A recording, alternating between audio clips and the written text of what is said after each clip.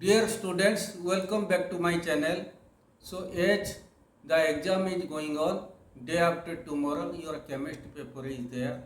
So very least time. So you should go thoroughly. So all the paper, this is somewhat tedious. Still, within limited time, we should proceed forward. Now I am trying to cover most important portion of chemistry. How much it will possible in less time, I don't know. Still, I am continuing. Please bear with me. So this is from question 1 periodic table. Arrange the following as per the instruction given in the bracket. Magnesium, chlorine, sodium, sulfur, silicon, decreasing order of atomic size. तुम जानते हो left से right along a period atomic size decreases. So इसलिए मैंने इसका answer 1 2 3 दे के लिखा. तो अब इसको देख लेना.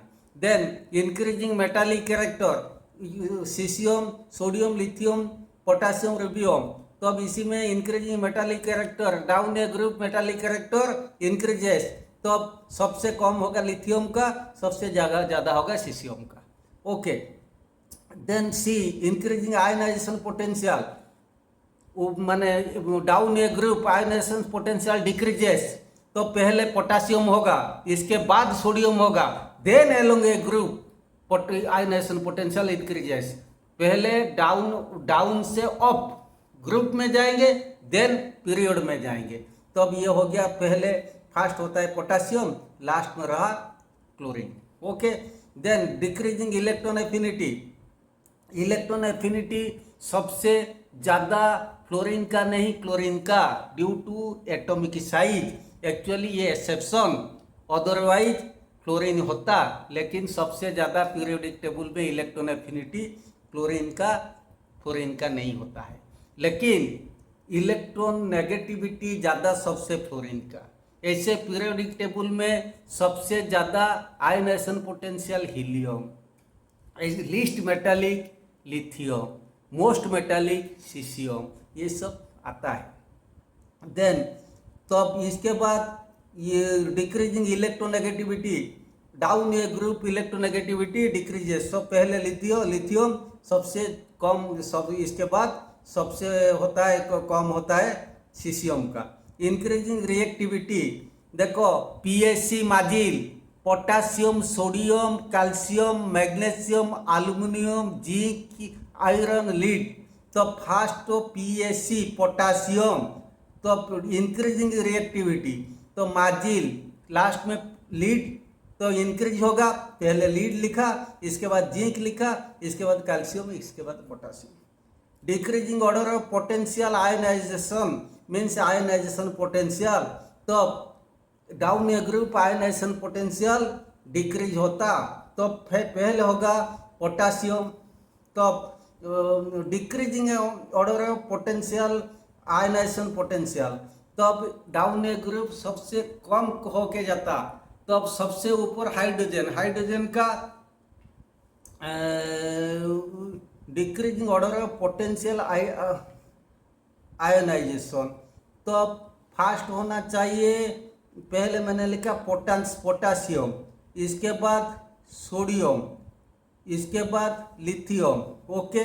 क्योंकि ग्रुप में जाता, ग्रुप में सबसे नीचे कौन, पोटासियम, इसके बाद सोडियम, इसके बाद लिथियम, इसके बाद क्या होता है hydrogen. Decreasing order of potential. तो अब ये इसको तो लिखेंगे increasing order. It should be increasing order. हाँ, इंक्रीजिंग, बिकॉज सबसे नीचे down a group ionization potential decrease होता.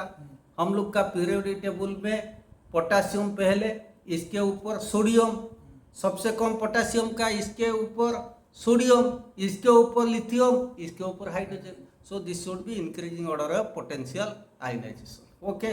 Then this question is from chemical bonding. ऐसे मैंने लिखा नहीं आयनिक बॉन्ड और electrovalent bond, covalent bond. Ionic bond, the bond formed between the atom of a metallic element with a non-metallic element, with the atom of a non-metallic element is called ionic bond or electrovalent bond. Similarly, due to transfer of electron, the bond formed between the atom of a metallic element with a non-metallic element due to transfer of electron is called ionic bond or electrovalent bond. Covalent bond, the bond formed between the atoms of two non-metallic element due to mutual sharing of electron is called covalent bond. Okay, इसका ऊपर भी electron dot diagram NaCl भी आ सकता. Okay, जैसे calcium, magnesium chloride, ये सब electrovalent bond. ऐसे भी आ सकता O2, H2, Cl2, ये सब कोवैलेंट बॉन्ड आ सकता. इवन ये भी आ सकता जैसे HCl, एक polar covalent bond. Polar covalent bond is the bond in which the distribution of electron is unequal but non-polar equal. जैसे HCl में HCl first H will donate on one electron will become H delta plus slightly positive charge, or Cl after taking one electron will become slightly negative charge. So H plus Cl minus will combine together forming HCl. So error mark should be towards Cl, but for convenience we will write simply HCl. Okay, ये हो गया polar covalent bond, non covalent bond. इसके बाद dative bond और coordinate bond, जिसमें lone pair of electron होता है. देखो ये सबसे इंपॉर्टेंट डेटिव बॉन्ड और coordinate bond of hydronium ion H3O+ ion. तो first water molecule H2O. Okay, तब यहाँ पे टू लोन पेयर, ये दोनों लोन पेयर, लेकिन यहाँ पे हाइड्रोजन आयन आएगा. हाइड्रोजन आयन एक लोन पेयर के साथ बॉन्डिंग किया, तो अब इसके ये जो बॉन्डिंग हुआ तो हाइड्रोजन का पॉजिटिव चार्ज होने के नाते ये एरर मार्क इस तरफ रहा, ये भी पॉजिटिव रहा. ओके, और एक लोन पेयर यहाँ रखेंगे. ये हो गया hydronium ion H3O+ ion. Similarly formation of ammonium ion, ammonia NH3, यहाँ पे एक लोन पेयर, यहाँ पे हाइड्रोजन आयन आया. हाइड्रोजन आयन का पॉजिटिव चार्ज होने के नाते ये क्या होगा, इसके साथ जो बॉन्डिंग होगा कोऑर्डिनेट बॉन्ड, ये एरर मार्क इस तरफ रहेगा. ये हो गया तुम्हारा अमोनियम आयन NH3+. ओके, लेकिन अगर पूछेगा इसमें कोवैलेंट बॉन्ड कितना है, 3 कोवैलेंट बॉन्ड है, एक कोऑर्डिनेट बॉन्ड. इसी में 2 कोवैलेंट बॉन्ड, एक कोऑर्डिनेट बॉन्ड, एक लोन पेयर. ओके, ऐसे भी क्वेश्चन आ सकता. ये तुम लोग का एसिड बेस में मैंने थोड़ा बताता हूँ. What is acid base and salt. And acid is a substance which when dissolves in water produces hydronium ion as the only positive ion. A base is a substance which when dissolves in water produces hydroxyl ion और hydroxide ion as the only negative ion. Okay, ये भी और इसका बेहतर definition है. Base is either a metallic oxide और metallic hydroxide और ammonium hydroxide which when dissolves in which when react with an acid produces salt and water. ये भी एक definition. A salt is a substance which is produced when an acid react with a base. Because acid react with a base to produce salt and water, the process is called neutralization. Okay, then ये सब बेहतर चीज है कि exam question. Zinc sulphate कैसे zinc carbonate को change होगा. पहले जिंक सल्फेट के साथ हम Na2CO3 हम माने रिएक्शन किए, तब ये होगा जिंक कार्बोनेट, ये प्रेसिपिटेट होके रह जाएगा Na2SO4, ये सिंपली डिस्प्लेसमेंट. तो इसके बाद जिंक कार्बोनेट प्लस HNO3, तब ये क्या होगा, zinc nitrate plus H2O plus CO2. क्योंकि कोई भी एसिड यानी कार्बोनेट या बाइकार्बोनेट के साथ रिएक्शन करने पर एक तो सॉल्ट देता है और एक कार्बन डाइऑक्साइड, एक वाटर मॉलिक्यूल देता है. कार्बन डाइऑक्साइड भी प्रोड्यूस करता. Then zinc nitrate plus NaOH, तो अब ये क्या होगा, इसको बेहतर तुम ढंग से कर सकते. ये हम लोग का कौन सा पोर्शन में, एनालिटिकल केमिस्ट्री में, NaOH के साथ एक जिंक नाइट्रेट जो रिएक्शन करता है gelatinous white precipitate zinc hydroxide plus NaNO3. Okay, then next portion zinc hydroxide को अगर हम हीट करेंगे ZnO प्लस H2O मिलेगा.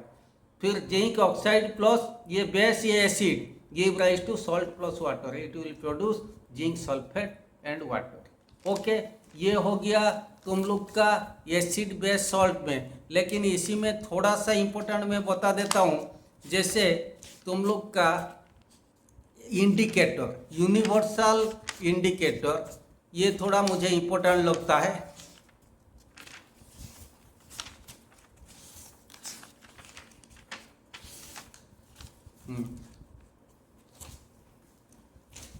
A universal indicator is a mixture of indicator dyes that gives a spectrum of colors depending on how acidic or alkaline a solution is। मतलब एक solution को universal indicator एक mixture of indicator die, सब colour का mixture होता है, उसी को एक एसिड कोई सॉल्यूशन का वो सॉल्यूशन में अगर हम डालेंगे तब तो इसका स्पेक्ट्रम ऑफ कलर अलग अलग कलर प्रोड्यूस होगा। इसके कलर के आधार पर हम बता सकते ये एसिडिक या बेसिक या न्यूट्रल। सपोज तुम लोग अच्छी तरह जानेंगे, ये येलो कलर हुआ, तुम जानते हो 7 से कम होने पर ये होता है एसिडिक, ओके, 7 से ज़्यादा होने पर ये होता है बेसिक, ओके। तब ये हो गया, जैसे अगर पिंक कलर हो गया हम कहेंगे ये तुम्हारा एसिडिक, अगर 1 हुआ ये highly acidic, okay, red colour हो गया, अगर वायलेट हो गया हाईली बेसिक, ओके। इसका ऊपर ध्यान देना, ये भी थोड़ा ध्यान देना। What is pH scale, the scale which is used to determine whether a solution is acidic or basic or neutral is called pH scale। pH of a solution, ये भी ऐसे भी आ सकता, pH of a solution is the negative logarithm of the base 10 of the hydrogen ion concentration in a solution। हाँ, which is expressed in moles per liter। इसको लिखो या मत लिखो, ये तो अलग चीज होता है। pH of a solution is the negative logarithm to the base 10 of the hydrogen ion concentration of a solution, okay. ये हो गया एसिड बेस सॉल्ट, यहाँ तक हम पहुँच गए। तो इसके बाद थोड़ा मैं बताता हूँ एनालिटिकल केमिस्ट्री।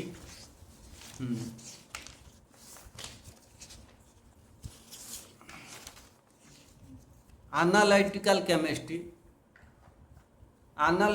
केमिस्ट्री में देखो 2 चीज, एक होता है सोडियम हाइड्रोक्साइड और कॉस्टिक सोडा, और एक होता है अमोनियम हाइड्रोक्साइड। ये दोनों के साथ रिएक्शन होता है। कौन कौन रिएक्शन करते हैं? सब सॉल्ट सब रिएक्शन करते हैं। हमें क्या मिलता है, ये सब चीज़ का कलर क्या होता है, इसके ऊपर क्वेश्चन आएगा। जैसे देखो फेरस सल्फेट, मैं दोनों को एट ए टाइम बोलता हूँ, दो मैंने तुम्हारा कन्वीनियंस के लिए। कैल्शियम नाइट्रेट NaOH के साथ रिएक्शन होने पर व्हाइट प्रेसिपिटेट, इनसोल्युबल, प्रेसिपिटेट मतलब इनसोल्युबल, लेकिन NH4OH के साथ इसका कोई रिएक्शन नहीं है, इम्पोर्टेंट। तब आयरन, जैसे फेरस सल्फेट NaOH के साथ माने डार्टी ग्रीन जिलाटेनियस पे dirty green precipitate, FeOH whole to ferrous hydroxide, dirty green. अगर फेरिक सॉल्ट के साथ ferric hydroxide reddish brown precipitate, यहाँ पर भी dirty green reddish brown precipitate. Ferric means reddish brown, ferrous means dirty green, हो गया।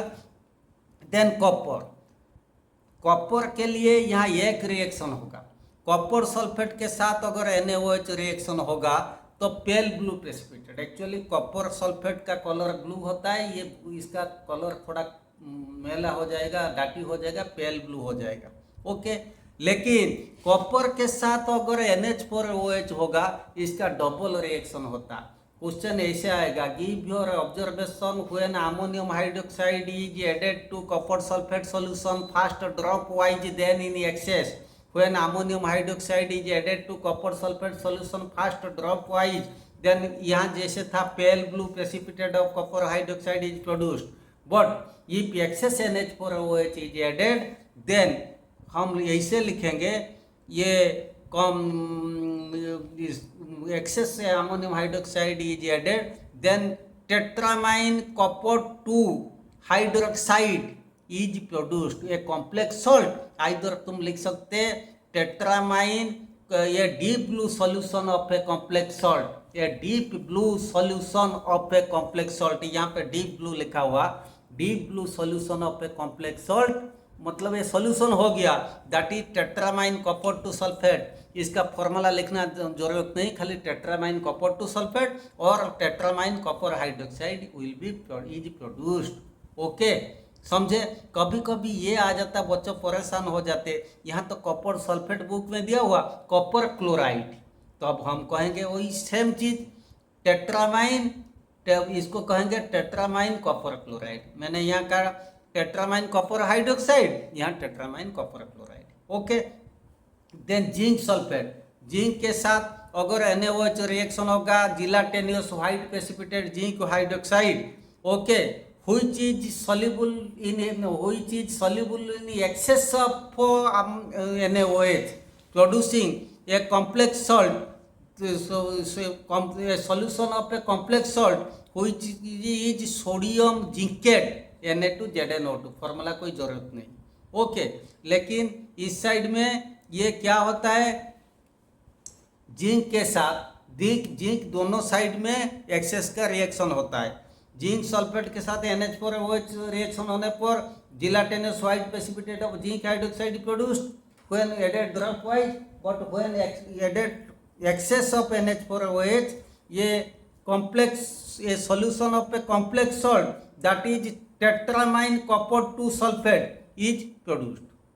Okay, कभी कभी ये जिंक सल्फेट के जगह में जिंक क्लोराइड भी आ सकता, तब इसको लिखेंगे solution of a complex salt that is tetrammine copper, tetrammine, यहाँ जैसे था तो जिंक 2 सल्फेट, यहाँ tetrammine zinc 2 chloride is produced. Okay, और कुछ चेंज नहीं। देन लीड के लिए, लीड के साथ अगर NH4OH रिएक्शन होगा बिना PbNO3 के साथ, लीड नाइट्रेट के साथ NaOH रिएक्शन होने पर white precipitate of lead hydroxide excess के साथ a complex solution of a complex salt sodium plumbate is produced, लेकिन यहाँ लीड के साथ only white precipitate of lead hydroxide is produced. Okay,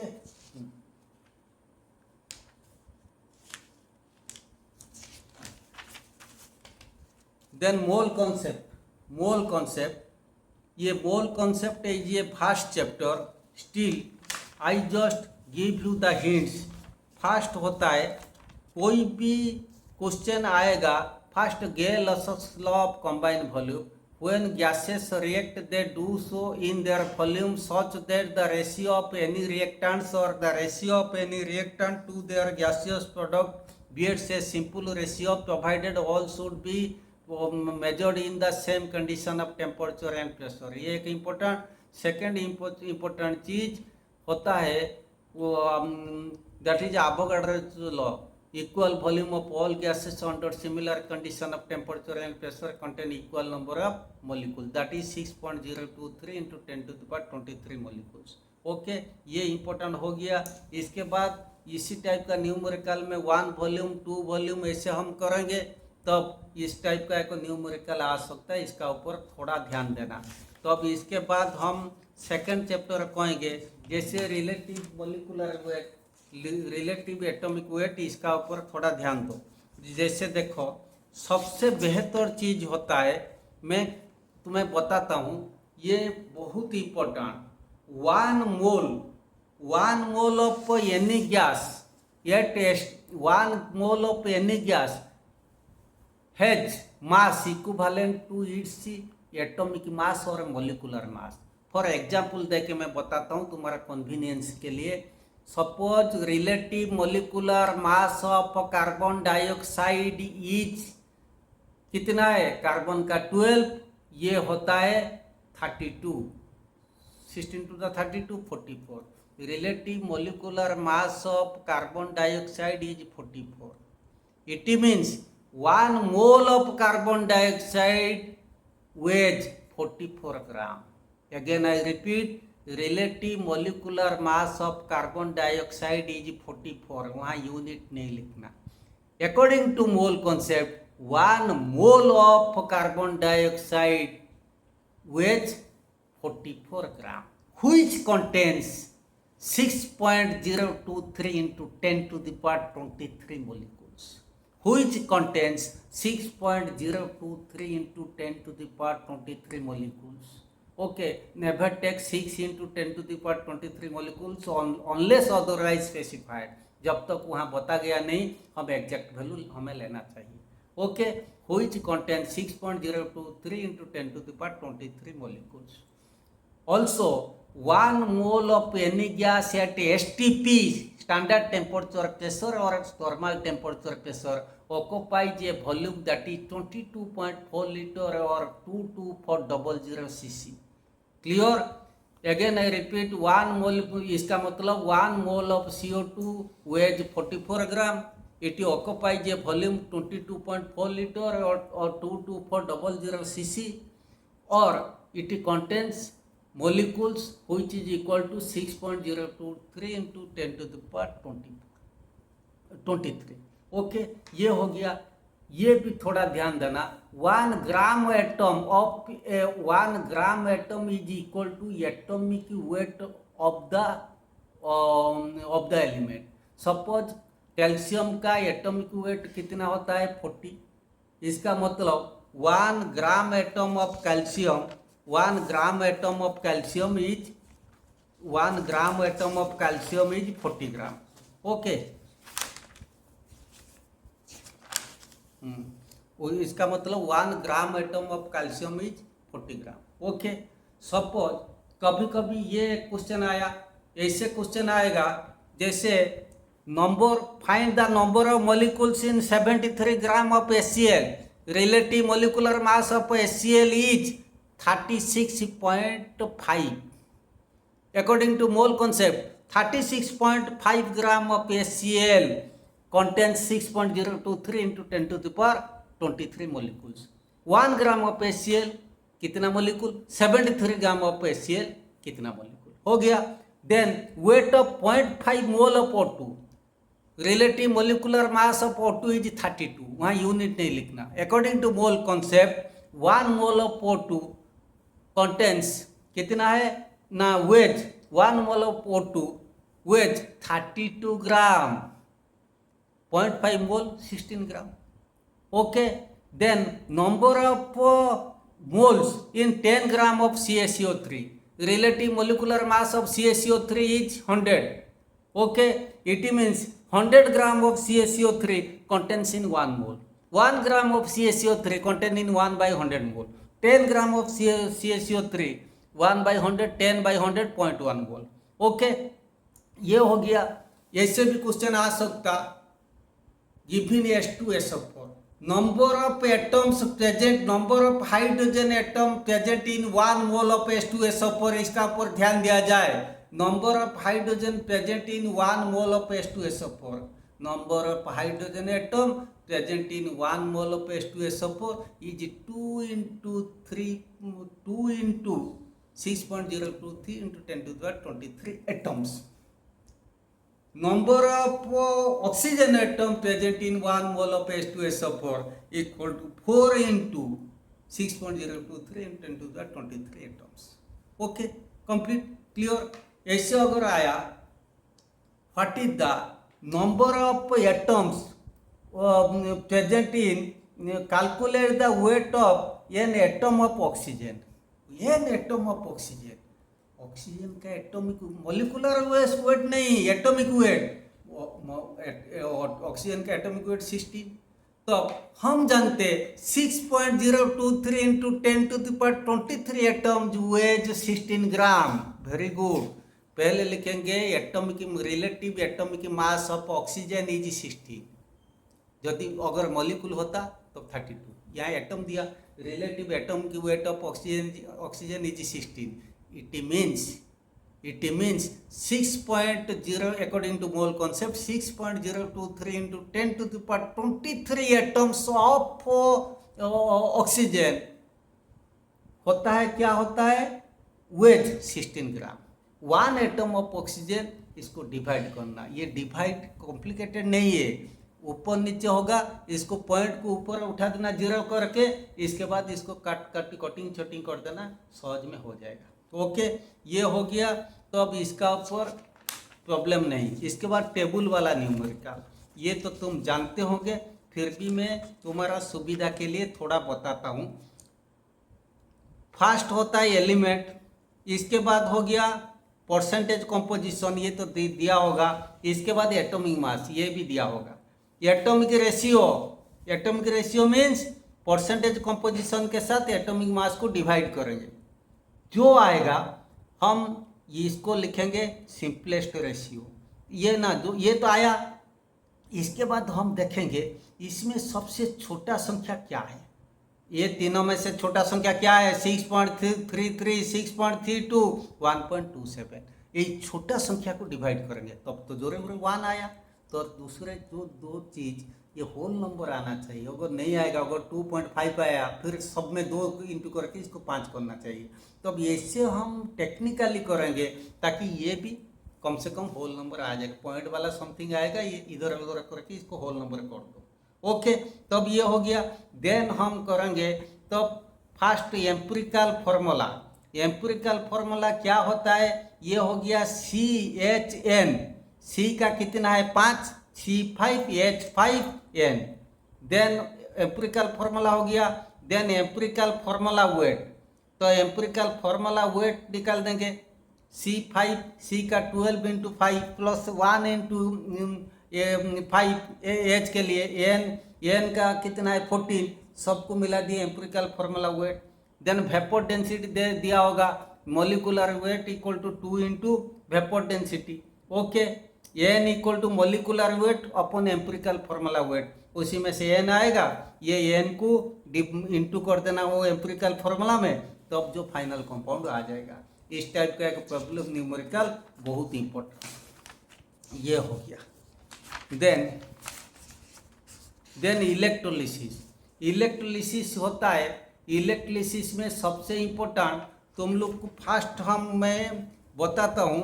first होता है molten lead bromide. Electrolysis of molten lead bromide. एक चीज तुम लोग को पहले मैं जानकारी देना चाहता हूँ। फर्स्ट होता है ionization dissociation. What is electrolysis, ये इतना इंपॉर्टेंट मैं समझता नहीं। Ionization dissociation, formation of ion from the molecules of a formation, नया बनेगा, सेपरेशन नहीं, of a covalent compound is called ionization. वो नया बनेगा लेकिन separation of ion from a ionic compound is called dissociation. Okay, जैसे NaCl व KCl जैसे डिसोसिएट होता है। ओके, ये हो गया। तब इसके बाद हम देखेंगे electrolysis of molten lead bromide. Molten lead bromide इसका जो सेल होता है इसको बोला जाता क्रूसिबल इलेक्ट्रोलिटिक सेल। कोई चीज मेडअप ऑफ सिलिका। सिलिका में क्यों मेडअप होता है? Because it has high heat resisting capacity. है मोल्टेन अवस्था में होता है, तब इसीलिए इसको थोड़ा हीट नहीं देने पर रिएक्शन नहीं हो पाता। तो नीचे से हीट देते, तब इसीलिए मैंने silica has high heat resisting capacity. It is also almost non conductor of electricity, that's why silica is use. तो अब इसी में हम ग्राफाइट कैथोड, ग्राफाइट एनोड लेंगे। लेने पर इलेक्ट्रोलिटिक रिएक्शन हम लिखे जैसे PbBr2। इसका जो इलेक्ट्रोलाइट होना चाहिए इसको ये क्या होगा? Pb2 plus 2Br minus. ये H2O तो है नहीं, तो Pb2 प्लस जाएगा cathode reaction, Pb2 plus 2E Pb। तो greyish white lead metal will be deposited at the cathode. What about anode? Anode के पास Br माइनस जाएगा, माइनस E माइनस Br रहेगा। ये तो कब diatomic Br plus Br2 bromine vapour मिलेगा, वो डाइएटॉमिक होके। Okay, so dark reddish brown fume of bromine evolve in anode. Okay, ये लेकिन क्वेश्चन आता है why we use graphite anode is preferred? Because graphite anode is preferred since if instead of graphite platinum is used, it may be the harmful bromine vapor may affect it or may react with it. Okay, but graphite is unaffected by the harmful bromine vapor. Okay, ये हो गया। Then electrolysis of water, acidified water using platinum electrode. ये दोनों inert electrode platinum, इसको हम ऐसे लिए क्योंकि एक साइड में हाइड्रोजन निकलेगा, दूसरे साइड में ऑक्सीजन निकलेगा, इसीलिए इसका इलेक्ट्रोलिटिक सेल इस तरफ नहीं है, अलग तरफ का है, जिससे इसका मिक्सिंग नहीं होगा। तो अब इसी में पानी है, तो अब H2O हो गया H + OH, electrolytic reaction H2SO4, ये सब रिवर्सिबल। जो इलेक्ट्रोलाइट जो होता है अलग होता है रिएक्शन इसका, ये सब रिवर्सिबल होता है। 2H+ SO4 2-। तो अब कैथोड के पास जाएगा, H+ जाएगा, H+ + E- H तो रहेगा नेसेंट कंडीशन में नहीं रह पाएगा, H + H H2। तब एनोड में तुम्हारा फॉर्मेशन होगा H2। ओके, तो ना कैथोड के पास जाएगा, कैथोड में फॉर्मेशन होगा H2, एनोड में O2। So the ratio of H2 and O2 is 2:1 because 2 molecule of water can give, after passing electricity over it, can give 2 molecule of hydrogen and 1 molecule of oxygen। तब इसके बाद electrolysis of copper sulphate solution using platinum anode, copper और platinum cathode कोई भी element either inert हो या active हो, इसमें देना लेना नहीं। लेकिन एनोड हम देखेंगे, एनोड अगर एक्टिव होगा, इसके पास जो भी जाके पहुंचेगा, ये किसी का साथ तो डिस्चार्ज नहीं होने वाला है, ये खुद डिसइंटीग्रेट हो जाएगा। लेकिन अगर वो इनर्ट रहेगा, इसके पास जो जाएगा इससे देखेगा ये lowest in elect chemical series में है या नहीं। जो lowest in elect chemical series में होगा, इसके साथ रिएक्शन होगा। ओके, ये हम लिखेंगे प्लैटिनम एनोड, प्लैटिनम और कॉपर कैथोड। ओके, फर्स्ट हम इसका इलेक्ट्रोलिटिक रिएक्शन किए, तब तो कॉपर सल्फेट हो गया Cu2 plus SO4- H + OH-। मैंने कहा ये रिवर्सिबल होगा। इसके बाद क्या हुआ, Cu2+ जाएगा, कॉपर सल्फेट सॉल्यूशन हम लेंगे इसका इलेक्ट्रोलाइट, Cu2+ जाएगा किसके पास, कैथोड के पास, Cu2+ + 2E- Cu मिलेगा।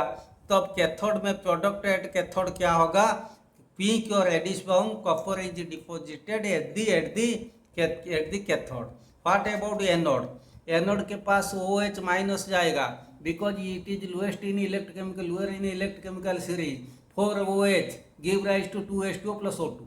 तो अब oxygen gas will be evolved at the anode. Okay, तो अब इसी में the blue colour of the electrolytic solution fades, क्योंकि कॉपर सल्फेट सॉल्यूशन ब्लू होता है, क्योंकि ये इसका ब्लू ये सब जाके डिस्चार्ज हो जाएगा कैथोड के पास, तब तो इसीलिए इसका ब्लू कलर ग्रेजुअली डीके हो जाएगा।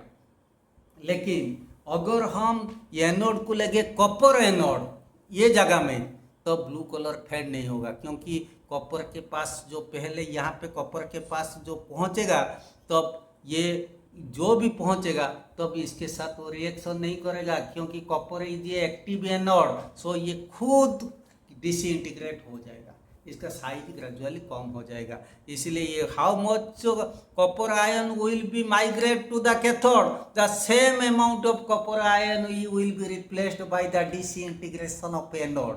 That's why the blue colour will not fade if you use copper anode. मैंने कहा कैथोड एक्टिव हो या इनर्ट हो, इसमें देना लेना नहीं, लेकिन एक माने एनोड एक्टिव होना या इनर्ट होना जरूरी, कि इसको हम देखेंगे कि ये कोई एक्टिव हो या इनर्ट हो। ओके, इससे ये आगे जाने से पहले मैं बता देता हूँ, cathode is a reducing electrode because reduction takes place there. इस टाइप के आंसर क्वेश्चन लिखना। Anode is a oxidising electrode because oxidation takes place. माने in electrolysis DC current is used, AC can not be used because polarity continuously change. भाई एक cathode होकर रहेगा, वहाँ पे जाके डिपॉजिट होता है, फिर वहाँ निकलते रहेगा, तब ऐसे नहीं आंसर, खाली हम लिखेंगे बिकॉज पोलरिटी कंटिन्यूसली चेंजेस।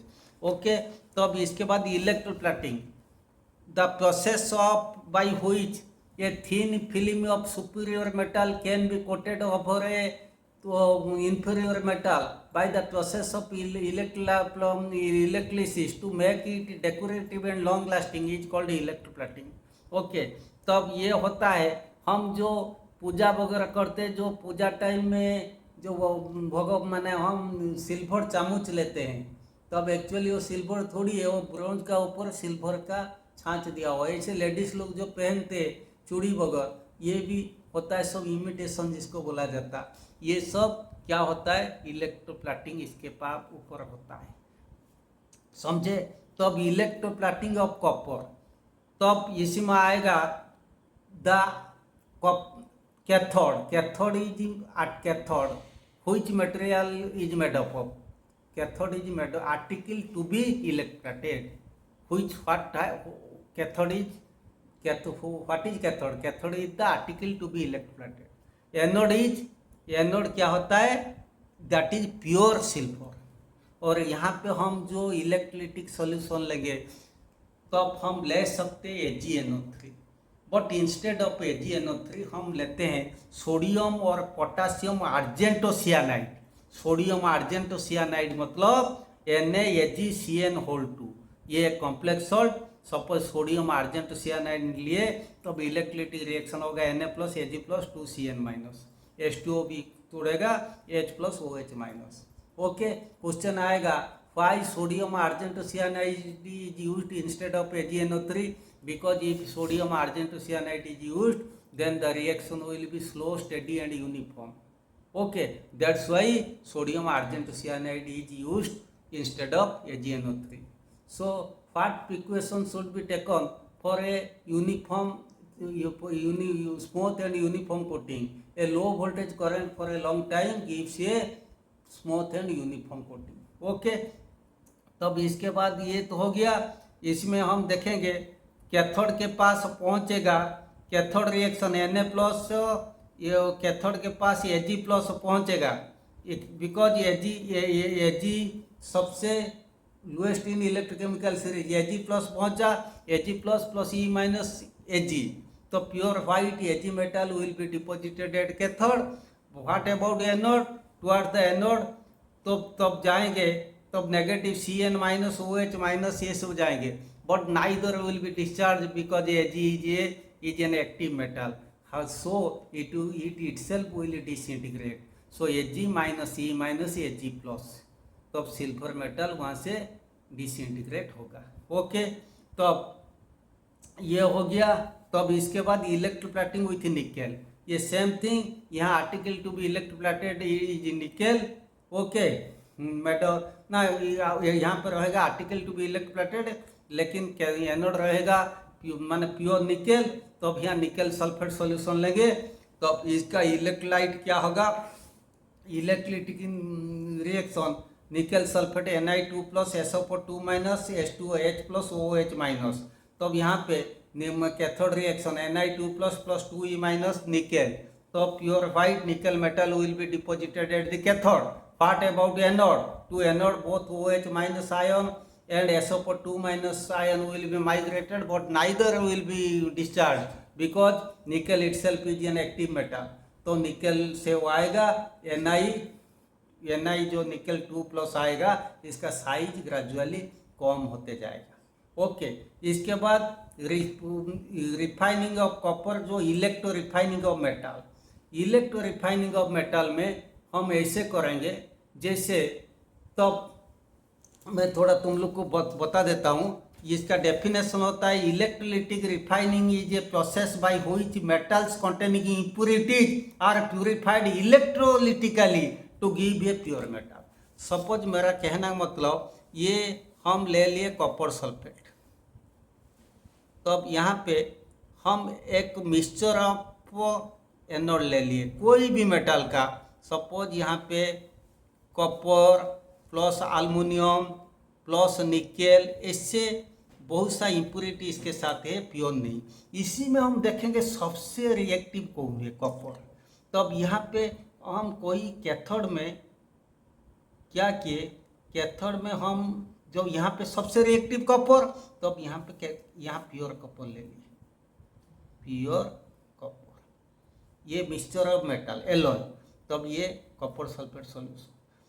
तब यहाँ पे कॉपर सल्फेट सॉल्यूशन से तब फास्ट हम देखेंगे इसका इलेक्ट्रोलाइटिक रिएक्शन क्या होगा। कॉपर सल्फेट हुआ Cu2+ + SO4 2- H2O हो जाएगा H+ + OH-। तब इसी में से तुम्हारा कैथोड के पास जाएगा H+Cu2+। ओके, तब H++Cu2+ जाएगा, तब कैथोड के पास क्या होगा, डिस्चार्ज हुआ Cu2+, Cu2+ + 2E-, तब Cu, pink or reddish brown copper metal will be deposited over the pure copper. What about anode? Anode के पास पहुंचेगा SO4 2-, OH-, but neither will be discharged because anode is A active metal. इनमें से जो active, सबसे ज्यादा active, ये पहले निकल जाएगा, Cu- 2E-, Cu2+। तब इसी में सारे Cu2+ जाने के बाद जो चीज रहेगा यहाँ ये जगह में गिर पड़ेगा, इसको बोला जाता एनोड मोड। ओके, सो हम एक यहाँ पे प्योर मेटल लिए, यहाँ इम्प्योर मेटल लिए, इसके साथ इम्प्योरिटी, जो चीज यहाँ निकलेगा वो सबसे रिएक्टिव, ये आके इसका ऊपर क्या हो जाएगा, इलेक्ट्रोप्लेटिंग हो जाएगा। ये हो गया electro refining of copper. So बच्चों, up to electrolysis I completed today. I hope 50% complete हुआ और 50% बच गया। You go through this portion because time is least. Wishing you all the best for exam. I remain. Thank you very much.